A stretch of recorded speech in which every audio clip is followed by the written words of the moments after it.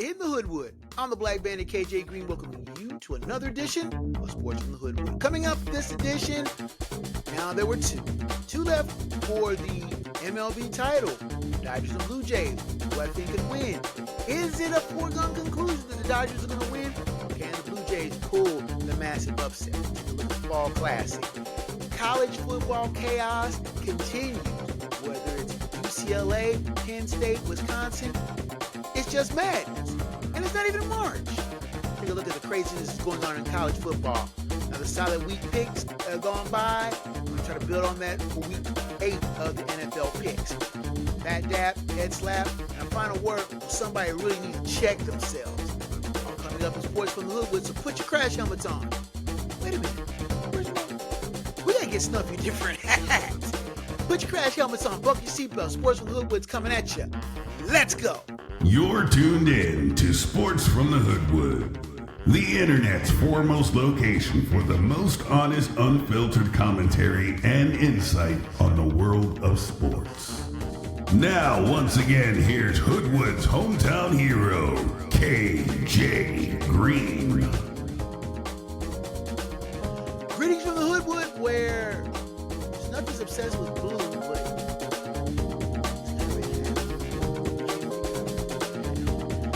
make it make sense if you can. I'm your man, KJ Green, welcoming you back to the Hoodwood. And let's get right into it. The World Series, Dodgers, Blue Jays, the two best teams in their respective leagues face off in the 2025 Fall Classic. Both these teams slugged their way to their respective pennants. Dodgers took a little bit more of a circuitous route to the Fall Classic, beating the Dodgers, then the Phillies, then sweeping away the Brewers in a monumental 4-game sweep. The Dodgers are on their way to the Fall Classic, having successfully defended their NL pennant. And in that 4th game, Shohei Ohtani put on a show. 6 shutout innings, 10 strikeouts, and 3 mammoth home runs in the clincher. Each one of them just seemingly more majestic and beautiful than the next. Watching that game and watching the show that Ohtani put on just left me speechless. The dude's not from this planet. I am convinced that Shohei Ohtani is not human. He's a cyborg. He's from another planet, but he ain't human. The way he wore out Brewers pitching in Game 4, criminal. But Ohtani and the Dodgers are headed back to the Fall Classic to defend their world title. Coming against them are the Blue Jays. The Blue Jays? Are they still in this league? Yes. The Blue Jays won the American League pennant in a thrilling 7-game series over the Mariners, whom just broke my heart to see them lose that pennant. I mean, things were lined up just so for the Mariners to take their first pennant in franchise history. Had a 3-1 lead in a deciding 7th game. And then George Springer. He got a hold of a pitch, sent it into the left field seats. A dramatic role shift from being down, counting outs to the pennant to now ahead and trying to put the Mariners away, which they did. And they, with a better record, with a 94-68 record opposed to the Dodgers 93-69, they will host the majority of the games of the World Series. They have the home field advantage. And they will host the first 2 and last 2 if needed. And the Dodgers will have the middle 3 in Chavez Ravine in the middle of next week, series starting on Friday. The Dodgers, I think, have the best top and bottom lineup in Major League Baseball. Fine, and I've said it before, and I'll say it again. Find me outs in this lineup. Find me a weak link in this lineup. Whether it's Mookie Betts, Freddie Freeman, Shohei Ohtani. The Dodgers come at you relentlessly with bats. And they can pound out hits, and they can make leads stand up. Their starting pitching, best in the game. And I've said it before, the weakness, if you can get to their bullpen, and that's a stretch, because the way their starting pitching has come off lately, And they're not even using Clayton Kershaw. Clayton Kershaw is a forgotten man in this rotation. He isn't even on the playoff roster. But the Dodgers look to be the best team in baseball. I'm taking nothing away from the Blue Jays. The Blue Jays are a solid outfit. George Springer and Vlad Guerrero are fearsome bats. You make a mistake to them, make it hurt you. But I just can't overlook the Dodgers. The Dodgers may skylark every now and then, lose a game that they should not. But will they lose 4 to the Blue Jays? I really can't see it happening. I think the Dodgers are the best team in baseball, and until someone proves me different, I think it's their title to lose. I have the Hoodwood pick is the Dodgers in 6. That being said, there's that larger issue of, did the Dodgers buy a pennant? Did they buy another World Series? Because the Dodgers are unafraid to spend, that they are willing to take the financial hit in the luxury tax to build the best team in baseball and have the manager, Dave Roberts, who I think is the best manager in baseball. You put those together and add in timely free agent pickups and players who want to play in Chavez Ravine. You have the makings of a dynasty. The first NL team to win back-to-back pennants in 50 years. I should say back-to-back World Series in 50 years. Not since the legendary Big Red Machine of the mid-70s have we had an NL team win back-to-back World Series. It's been that long. This team is fearsome, and this team will win the World Series and probably win a few more World Series to come. But now everybody's going to say, well, the Dodgers are buying pennants. There needs to be competitive balance. It is not the Dodgers' fault that they are willing to spend the money. All these other owners have the money to spend.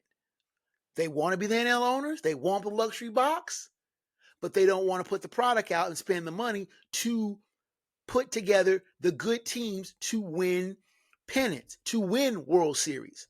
You look at Freddie Freeman. The Braves didn't want to pay him. You look at Shohei Ohtani. The Angels didn't want to pay him. You look at Mookie Betts. The Red Sox didn't want to pay him. The Dodgers did. And the Dodgers are putting together a fearsome lineup that is withstanding the test of time and look like they can win multiple World Series. They've already won multiple pennants. They won 5 pennants in the last 9 years. But winning World Series, a back-to-back, that's the one little bit of a jewel in the crown that has eluded them. But I think after about a week, 10 days, I'm pretty sure that they will have that last jewel in that crown.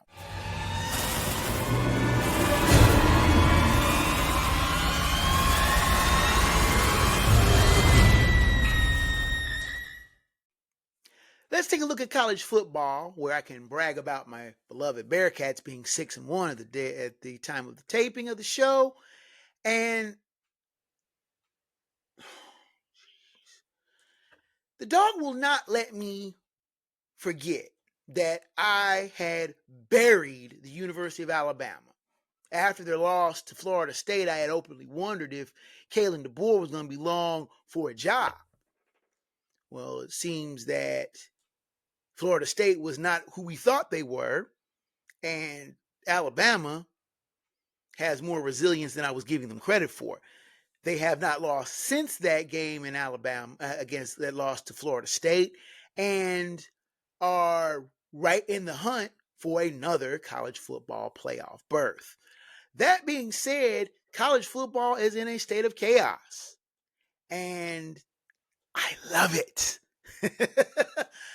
I love when the teams that you think are going to be good aren't, and you have a couple of teams that you don't see coming that are unexpectedly in the mix. And with the college football playoff being expanded, where there are more opportunities, more teams that can garner that dream. It isn't like my beloved Bearcats in 21 garnering one of the 4 rare spots. There are teams from the American that could make to the playoff, college football playoff. There are teams, of course, your usual suspects in the Big Ten, but there are some teams that you don't see coming. Indiana, many people thought their run to the college football playoff last year was a fluke. They are number 2 in the country. Could we see an Ohio State, Indiana Big Ten title game in Indy that's a 1 versus 2? Don't laugh. It could happen. UCLA, we pretty much wrote that team off. After Deshaun Foster got fired, I, on this very forum, made fun of UCLA after they had lost to lightweights like UNLV and New Mexico. But since then, they went 3-0. Jerry Neuheisel, the young son of former UCLA coach himself, Rick Neuheisel, has made that team a formidable foe. And the thing is this, they're unbeaten in the Big Ten right now. Could this team realistically push for a Big Ten title shot? You laugh, you snicker. UCLA, come on, man. Their practice field was flooded. But UCLA could realistically, and you look at their schedule, other than maybe USC, do you see a loss on their schedule right now, the way they're playing? They're playing like a team that has nothing to lose. They're playing with house money. Many people had written the Bruins off, but now they've come back strong. And they are a cornered team like that with nothing to lose is a dangerous team. Low expectations for the Bruins. They're exceeding said expectations and are looking like they're going to wreck a few people's fall before it's all said and done. Yes. I've already talked about Alabama and how I wanted to bury them, but I'll cut that. There are sleepers in college football right now that you may not be knowing that much about. Yeah, I know I brag about my Bearcats. 6-1 ranked 21st in the country. They're on the come up. But also in the Big 10, but also in the Big 12, you've got Brigham Young. After their defeat of hated rival Utah in the Holy War out there in Utah, they are ranked 15th. There could be a big clash between the Cougars and the Bearcats come next month, if things hold form. Georgia Tech, 7-0 for the first time in nearly 60 years. The Ramblin' Wreck haven't been this good in quite a long time. They've had some good teams. Heck, they won the national title in 1990. But this is a team that is flying under the radar in the ACC. And they could realistically be unbeaten when they play Georgia at the end of November. You snicker, but this team is a lot better than people are giving credit for. And then you have the other side. Penn State. After firing James Franklin, did it matter? No. They blew a big lead to Iowa in Iowa City and lost again. Wisconsin. The catastrophic failure of Luke Fickell. Supposedly a team that was supposed to be on the come up gets shut out back-to-back weeks in Camp Randall Stadium for the first time in close to 50 years. The Bluebirds are out in full force. Now came the dreaded vote of confidence by Wisconsin's AD. But he's hearing the wolves at the door. And Luke Fickell might not be able to survive more than the season. And you have Florida State. This is a team that continues to slide. Still winless in the ACC. And that win over Alabama is looking more and more like a fluke than a sign of a team returning to power. Mike Norvell's another coach that got the dreaded vote of confidence from his AD. But he might not survive after the season either. Don't you just love college football this time of year? The chaos, the madness. I can't say March Madness because it's like March Madness is basketball. But the chaos in it is what keeps me coming back. I love it. So take a time out, come back, look at week 8 of the NFL. Did pretty good in week 7. See if I can build on that. Sports from the Hoodwood comes back at you after this. Is today your last day on Earth because you are being deployed to space tomorrow? Have you just turned 18 and you're ready to get out of your parents' house? Has your granddaughter gotten her boyfriend pregnant? Whatever your reason, you need us at GottaGetMarriedNow.com. We specialize in last-minute weddings. Active duty, military veterans and retired discounts are available. Visit us at GottaGetMarriedNow.com. Do you love high school football? Want to get in the minds of coaches before their big game? Then tune into the Hurry Up podcast. Presented by Hoodwood Media Group, the Hurry Up checks in with high school coaches weekly to get their thoughts on their next opponent and what it will take to get a victory. Check out the Hurry Up podcast every Thursday on YouTube on the Hoodwood Media Group page, linked in the show notes. Be sure to follow us on social media at HG Media Group. And now, back to the Hoodwood.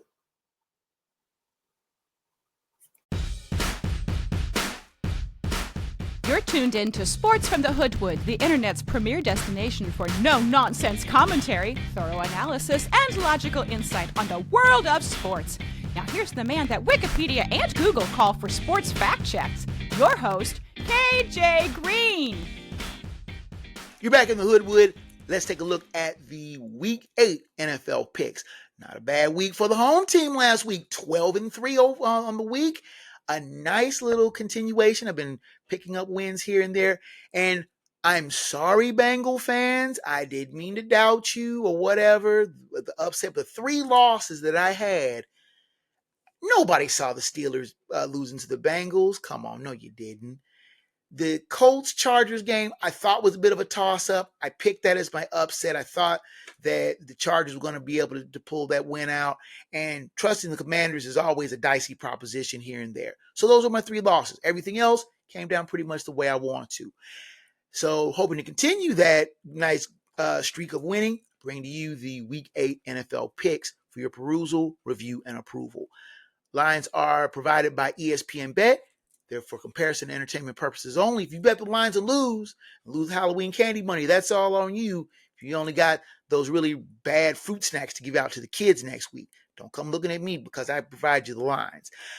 Last week, I forgot to mention that Buffalo and Baltimore were on their byes. So right off the top, 2-5 Cardinals, who lost to the Packers 27-23, the 5-2 Lions, who defeated the Bucks 24-9, the 4-3 Jags, who lost to the 5-2 Rams 35-7, the 2-5 Raiders, who lost to the Chiefs 31-0, and the 5-2 Seahawks, who defeated the Texans 27-19, are all on their respective bye. 6 teams on the bye this week, so it's a little bit of a lighter schedule. Let's go into the Week 8 docket, and we will start in Cincinnati with the 0-7 Jets taking on the 3-4 Bengals at Paycor Stadium in Cincinnati. 1 o'clock kickoff on CBS. The Bengals are 6.5-point favorites. Last week, the Jets lost to the Panthers 13-6, while the Bengals defeated the Steelers 33-31. The Jets are a mess. Let's just call a spade a spade. They slogged through an ugly game in the rain in the Jersey swamplands against the Panthers and are just incompetent on offense.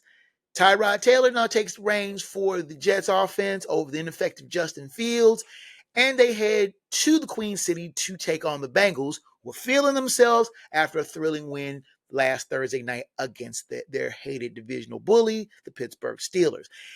Can the Bengals keep this up? This just smells like a trap game. The Jets are scuffling along. The Bengals are needing this win to get back into the AFC playoff picture. And this is the type of game that the Bengals should win. They're supposed to win. But I just have that bad feeling that they're going to be scuffling along in the fourth quarter, trailing the Jets or up by a couple of points on a weak team. Do I think the Bengals will win? Yes, but I think it'll be a little bit tougher than they'll expect. Pick here is Cincinnati. Next on the docket, we have the 4-2 Bears taking on the 1-5 Ravens at M&T Bank Stadium in Baltimore. 1 o'clock kickoff on CBS. The Ravens are 6.5-point favorites. Last week, the Bears defeated the Saints 26-14, while the Ravens were on their bye. The Bears have been playing well as of late, but those 4 wins are against weak teams, with the exception of maybe beating Washington in Landover, I really can't depend on the Bears or paint them as a good team. Heading into Baltimore to face the rejuvenated Ravens, who are looking forward to the return of Lamar Jackson, this is a prove-it game for the Bears. Can Caleb Williams hold his own against a rugged Ravens defense? Can Lamar Jackson pull the Ravens out of the AFC North hole? I can't depend on the Bears. I can't trust them. I trust Lamar Jackson's health even less, but I think that the Ravens will be rejuvenated by his return. The pick here is Baltimore. Next on the docket, we have the 1-6 Dolphins taking on the 3-3 Falcons at Mercedes-Benz Stadium in Atlanta. 1 o'clock kickoff on CBS. The Falcons are 7.5-point favorites. Last week, the Dolphins lost to the Browns 31-6, while the Falcons lost to the 49ers 20-10. The Dolphins are a joke. I mean, when you go into Cleveland and let the Browns march up and down the field on you, you know you're in trouble. Mike McDaniel is finding for sale signs in his front yard on a weekly basis, if not a daily basis. How he has managed to keep his job is beyond me. And going into Atlanta, playing a decent Falcons team is not going to help matters much. Now, the Falcons offense ain't scaring nobody, but they should find the sledding a lot easier to go against a weak Dolphins defense, and their defense will be able to find a punchless Dolphins offense, much to their liking. The pick here is the Atlanta Falcons. Next on the docket, we have the 4-2 Bills taking on the 4-3 Panthers at Bank of America Stadium in Charlotte. It's a 1 o'clock kickoff on Fox. The Bills are 7.5-point favorites. Last week, the Bills were on their bye, while the Panthers defeated the Jets 13-6. A rested Bills team headed into the Mid-South to take on the Panthers, who struggled in the rain against a weak Jets team. It just has a prescription for disaster on it. Could this be a trap game for the Bills? I really can't say that because the Panthers are decent, but they're not scaring anybody. Bills offense needs one of those pick-me-up games, and I think that even though the Panthers defense is better than advertised, I think they'll have a hard time containing Josh Allen, James Cook, and company. I think the Bills should put up the points, and the Panthers will not be able to keep up. The pick here is Buffalo. Next on the docket, we have the 5-2 49ers taking on the 2-4 Texans at NRG Stadium in Houston. 1 o'clock kickoff on Fox. The Texans are 2.5-point favorites. Last week, the 49ers defeated the Falcons 20-10, while the Texans lost to the Seahawks 27-19. The 49ers are doing it with mirrors. How they are winning games with a revolving door at quarterback, Christian McCaffrey just finally getting into his own, and a defense that is patchwork at best. Heading into Houston is taking on a Texans team that just cannot catch a break. They lost. Their offense was MIA in Seattle last Monday night. Short turnaround, even though it's a home game and the Texans are favored, the 49ers are clearly the better team. So even though the game is on the road and the 49ers have the better record, won't hesitate on this one. San Francisco 49ers are the Hoodwood upset of the week. Next on the docket, we have the 2-5 Giants taking on the 5-2 Eagles at Lincoln Financial Field in Philadelphia. 1 o'clock kickoff on Fox. The Eagles are 7.5-point favorites. Last week, the Giants lost to the Broncos 33-32, while the Eagles defeated the Vikings 28-22. The Giants should be ashamed of themselves. Up 19-0, and they blew it. Their kicker missed crucial extra points. Their defense went to sleep in the fourth quarter. How do you allow 33 points in one quarter? That's just shameful. And they go into Philly to take on a rejuvenated Eagles team who needed that win over the Vikings in the worst way and now have their mojo back. Yes, I love Cam Scatterboo. I think he's a great running back. Jackson Dart, he's going to be a player in this league. But the Eagles are hell-bent for revenge. This game could get ugly in a hurry. I think that Jalen Hurts and that offense is going to be feeling itself and are aching for redemption after a bad showing in Gotham. The pick here is the Philadelphia Eagles. Let's take a time out. come back with the rest of the Week 8 NFL slate. Sports from Hoodwood rolls on after this.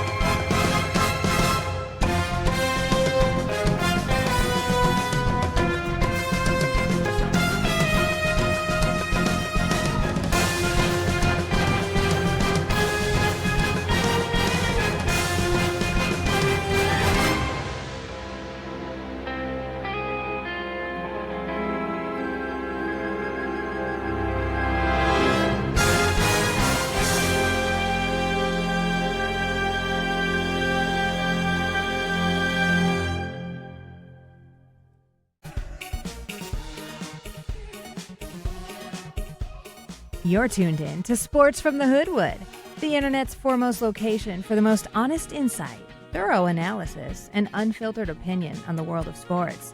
Now, once again, here's the man of the hour, After Hours, your host, KJ Green. You are back in the Hoodwood. Now let's continue with the docket of games for the Week 8 NFL slate. Our next game is the 2-5 Browns taking on the 5-2 Patriots at Gillette Stadium in Foxborough, Mass. 1 o'clock kickoff on Fox. The Patriots are 7.5-point favorites. Last week, the Browns defeated the Dolphins 31-6, while the Patriots defeated the Titans 31-13. Both of these teams are feeling themselves after scoring 31 points in Week 7 wins. The Browns a little bit more surprising. Their offense all of a sudden decided to wake up and play halfway decently. But going on the road to take on the Patriots, who are looking more and more like a solid team, may be a little taller order. I don't trust the Browns on the road as far as I can throw them.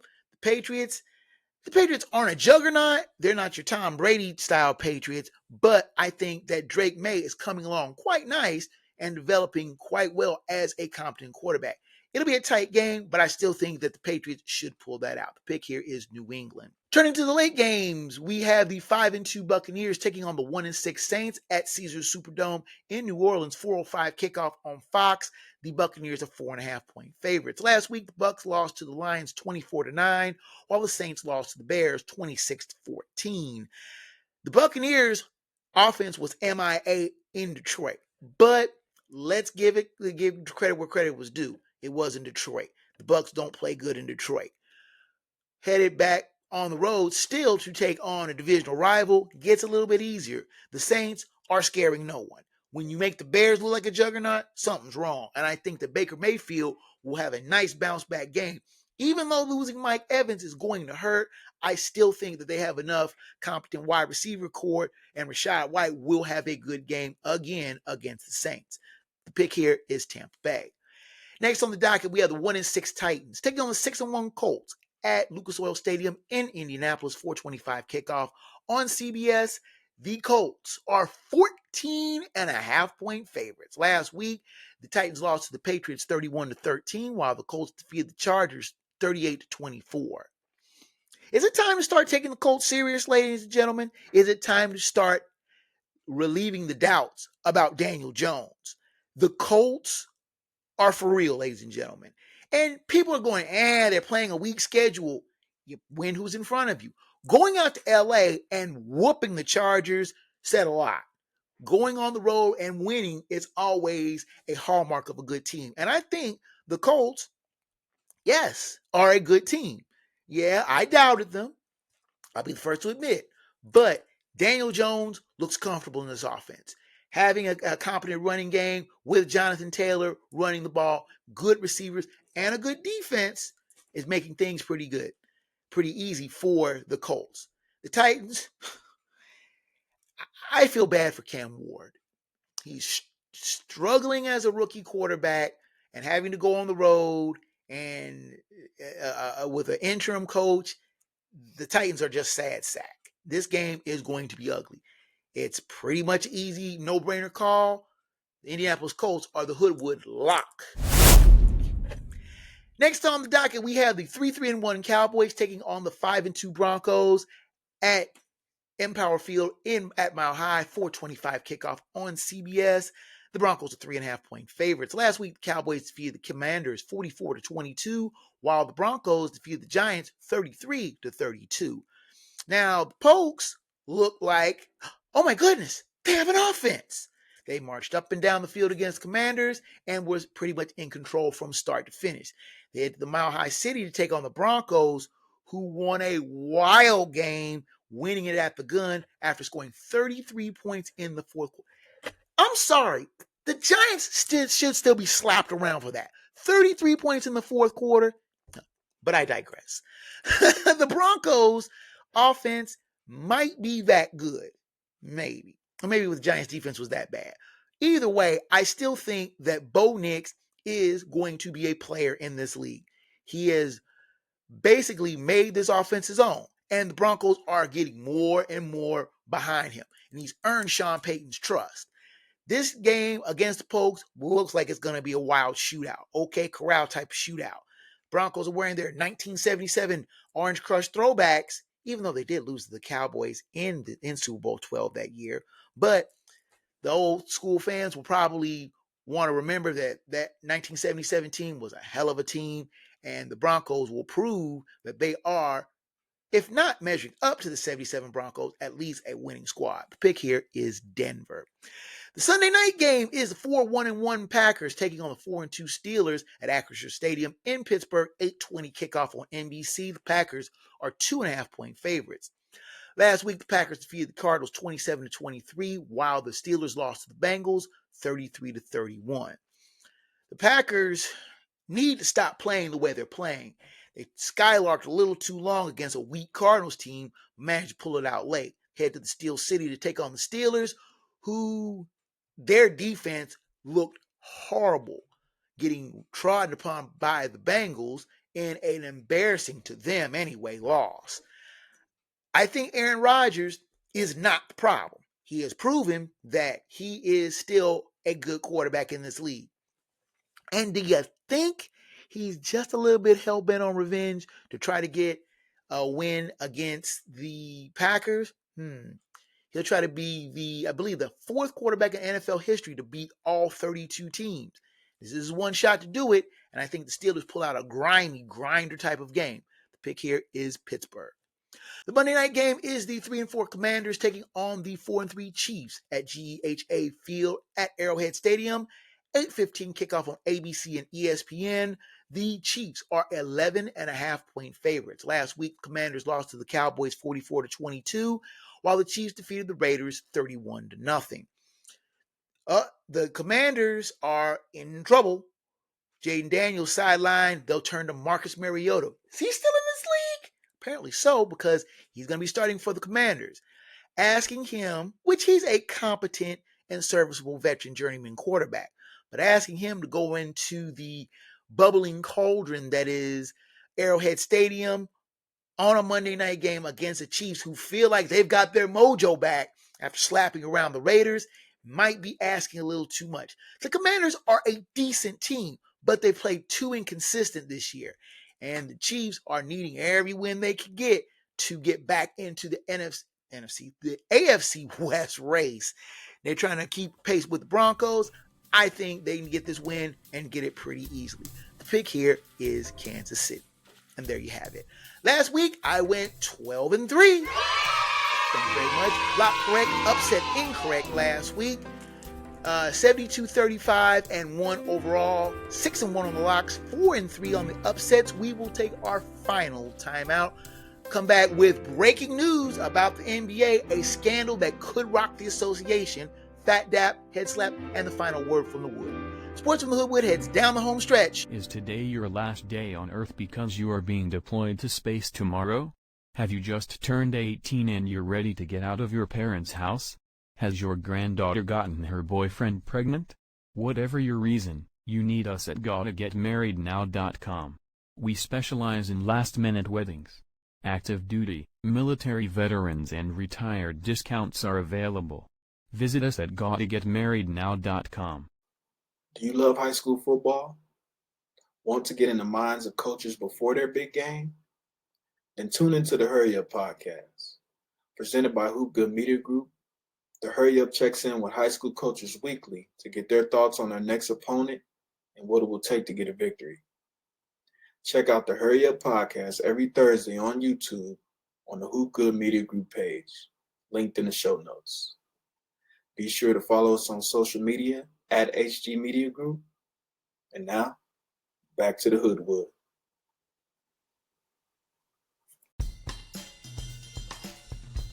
You're tuned into Sports from the Hoodwood, the internet's foremost location for no-nonsense commentary, insight, and opinions on the world of sports. Here now live in living color, black by popular demand, your host, KJ Green. Running third and headed for home here in the Hoodwood. We'll finish up strong with the Fat Dap, Head Slap, and the final word from the wood. Before we do that, we're going to get into some really breaking news.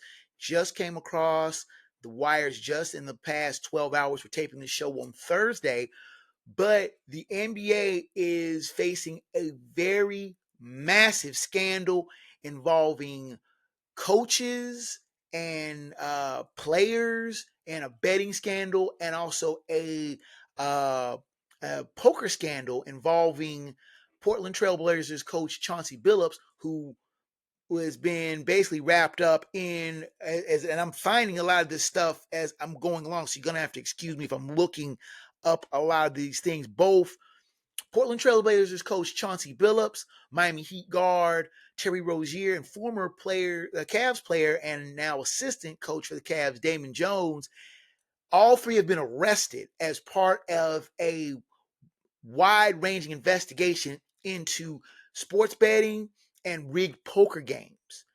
This is serious business, and these are charges that could carry lengthy prison sentences. Chauncey Billups was arrested after the Trailblazers Timberwolves game on Wednesday night in Portland. Rozier was arrested in Orlando, and Jones turned himself in. But all three have been arrested and face indictments as part of a year-long investigation by the FBI. This is serious. If you're talking about betting on games, which the NBA has always been kind of wrapped up in betting for the last few years, but if you're talking about insider information and people making money off of games that are supposed to be, on the square, that are supposed to be, evenly contested games, but you're using insider information to gain a betting edge, they're going to gain the scrutiny of the FBI real quick. And the NBA will have its integrity questioned. If you remember last year, former Toronto Raptors player Jontay Porter was banned for life due to gambling. The ban was handed down in April of 2024. So if you have something that's, I wouldn't say connected to it, but something on that same lines, Billups, long regarded as a great player and one of the hot young coaches in the NBA, Rozier, good bench player, Jones being an assistant coach, these players are facing what could be permanent expulsion from the NBA. They've been placed on leave from their respective positions pending this investigation. And you don't know how far this is going to reach. If it's just an isolated incident with these players, or if it's reaching its tentacles into other games. And when it comes to betting on sports, the players are expressly forbidden to bet on games. They're games that they're involved in or games in the NBA. They sign that in their standard players contract, knowing that there could be serious punishments if they are found in violation of these rules. Ask Jontay Porter. He got the boot from the NBA real quick. This is no joke. This is a serious set of circumstances that the NBA is facing as they're kicking off the 2025 season. Lots of hype and hoopla. If there are questions of the integrity of games, players betting on games, possibly people taking prop bets on themselves or having other people place prop bets for them, knowing that they had insider information or ways to control the game, that is something that is damn near unforgivable. And that's something that needs to be handled quickly, firmly, and with a almost an iron hand. If these allegations are proven to be true, these players can kiss their pro careers goodbye. And getting into college will probably be even harder to do. That is serious allegation. Now, we'll follow up more on this in the weeks to come, but breaking news that has just come across about coaches and players being arrested in connection with a betting scandal. More to come. And now let's get into the Fat Dap and Hits.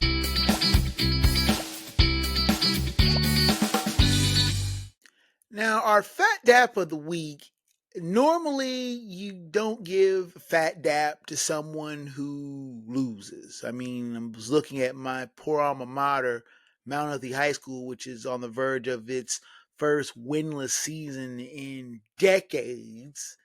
And it's like, okay, you don't give Fat Dap for that. It's like, kind of shake your head and kind of go, better luck next year. But I came across this. This came across my desk a couple of days ago, and I just started researching it.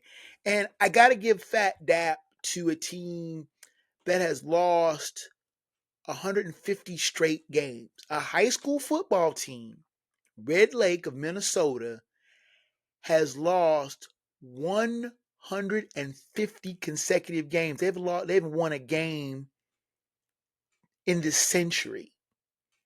They haven't won a game since 1999. And I'm looking at this and I'm going, is this possible? I mean, even they say if a blind squirrel finds a nut, but this is just, I mean, the last time that Red Lake, Minnesota won a game was October 16th, 1999. I was living in Minnesota at the time. And like I said, that's been 25 years. They won 52-46 in the penultimate game of the season. That's 26 years and 150 straight games that the Red Lake Warriors have come up on the wrong side of the scoreboard. And they came close to winning one the first game of the season, playing Cass Lake, and lost 34-26. This is the closest game in 2 decades. And you're going like the one song, Lonesome Loser. You hope that these guys will sooner or later find the magic pill and get one. I mean, Minnesota, they only play 8-9 games a year. Their season's pretty much done. But you look at it and you're going, they're not quitting. That's what the Fat Dap is for. That they feel it's a small school. And they're actually very good in basketball, but they're no good in football. And the Fat Dap is to Red Lake for them not giving up. And here, the folks here at Hoodwood are hoping that next year that they can break this streak and get a win. And I'm gonna keep an eye on them. And hopefully, sometime this time next year, I'll be telling you about Red Lake finally getting one. And if they do get one, believe you me, I'm gonna find every kind of media outlet I can find to hype them up. Hang in there, Red Lake. You will get one. And you will get another huge Fat Dap from the Hoodwood. Our head slap of the week goes to Rob Parker of Fox Sports Radio, who decided he wanted to throw shade at Shohei Ohtani. Now, Ohtani hit 3 home runs, which I detailed earlier in the show in Game 4 of the NLCS clinching game against the Brewers. struck out 10. But Rob Parker was not impressed. He said, and I quote, Shohei didn't do anything special. People are making it like he pitched a no-hitter and hit 4 home runs on every at-bat. There's a word that we have here in Hoodwood. It's called a hater. And that's what Rob Parker is coming off as. Someone who you can tell never played the game. Someone who has made his money writing about sporting events. But the skill that Ohtani has demonstrated, hitting a home run is hard to do. Hitting a baseball is hard to do. To do it at the major league level consistently is extremely hard. To do so at the highest level in the playoffs is something to be marveled at. Rob Parker wasn't impressed. What does this guy need to do? I mean, what kind of cartwheels does this guy need to perform for you to be impressed? This dude needs to, and he's called, I remember one of his trademark things, calling someone a cornball brother. That's what you are, Rob Parker. You're a cornball. You not being impressed by Shohei Ohtani? Okay, fine. You're not impressed. But to throw shade at him, it's corny. That's what you are. You're a cornball. And without much further ado, let's go to the final word from the wood.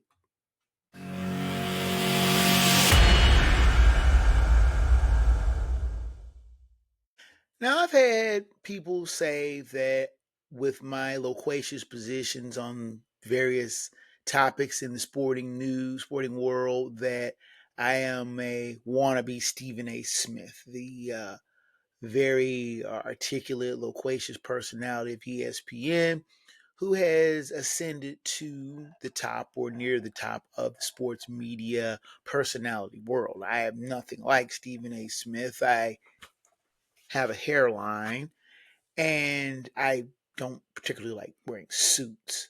So that in itself distinguishes me away from him.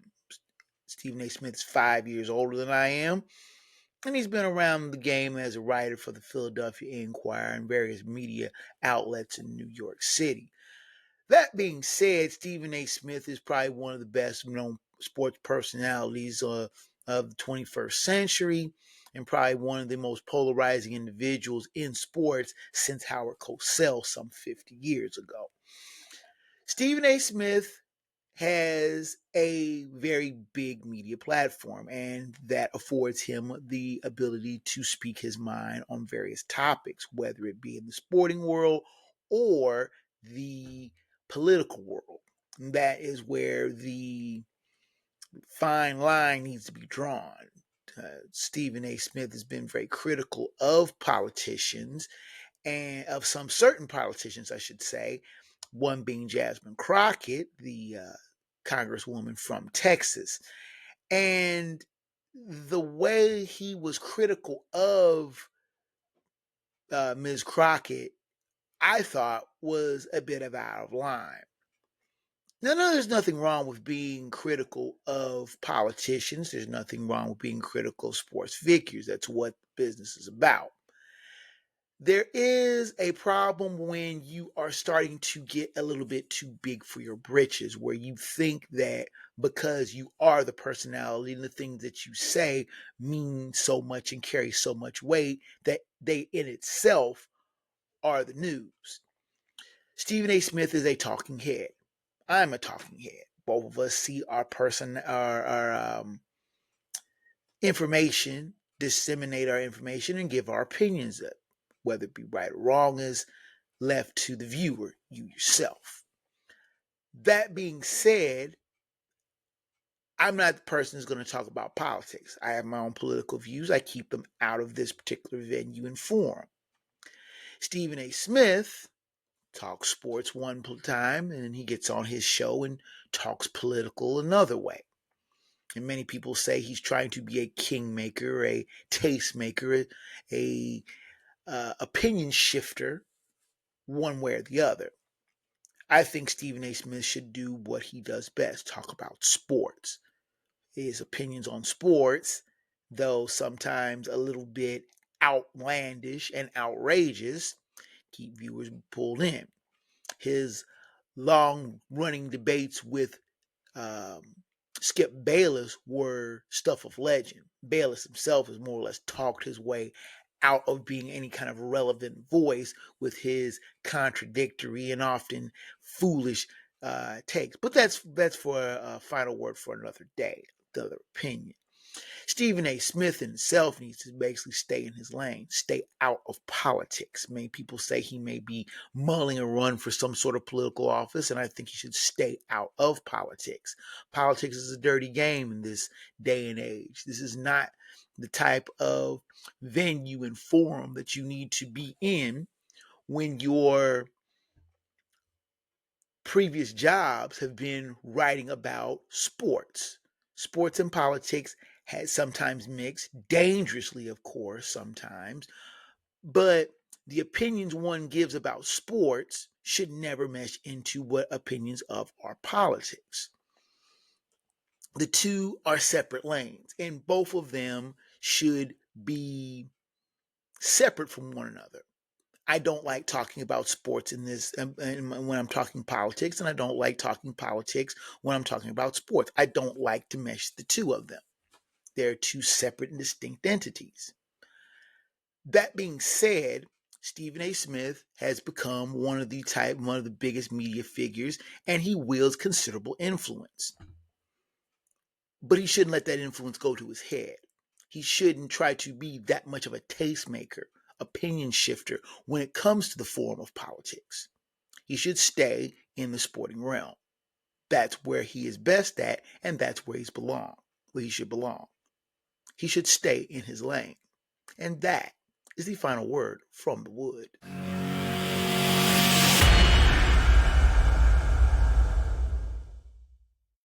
Now, with the music coming up in the background, you know that means that your time here in the Hoodwood is just about done, and I thank you so much for your visit. Now, the show's email is kjgreen@sportsfromthehoodwood.com. Please send me emails regarding show topics, both past and future, questions, comments on the show, and both praise and criticism. I welcome your correspondence, and we'll try to get back with you in a timely manner. Now, the show's website is sportsfromthehoodwood.com, which has a back catalog of the show dating back 13 years in both audio and video form. So do check that out if there are shows that you may have missed. If you enjoy the debate and conversation on the Sports from the Hoodwood page on Facebook, which also has the video podcast simulcast, as well as other topics, funny stuff that I find on the web, and plenty of great sports debate and lots more. I post often and respond to member posts frequently. Video versions are also on YouTube. Please hit that subscribe and smash that like button for more great content. The link to the podcast is also on the show's Blue Sky feed at hoodwoodsports.bsky.social with a host of interesting stuff to find there. The correspondence with the show is encouraged, and we do respond back. So like and follow there as well. Now, the audio version is on Spotify, Amazon Music, iHeartRadio, Pandora, Samsung Podcast, Apple Podcast, and a host of other fine podcast platforms and providers.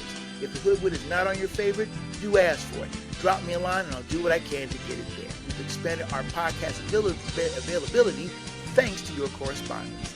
As always, special thanks to Rage Pictures for providing production assistance for both the show and website. That's it from the Hoodwood, ladies and gentlemen, boys and girls. Until next time, fellow sports fans, I'm Early Bev's son, KJ Green. Sports from the Hoodwood Is a Black Bandit Productions and Enterprises presentation. of a 551 Audio and Films production.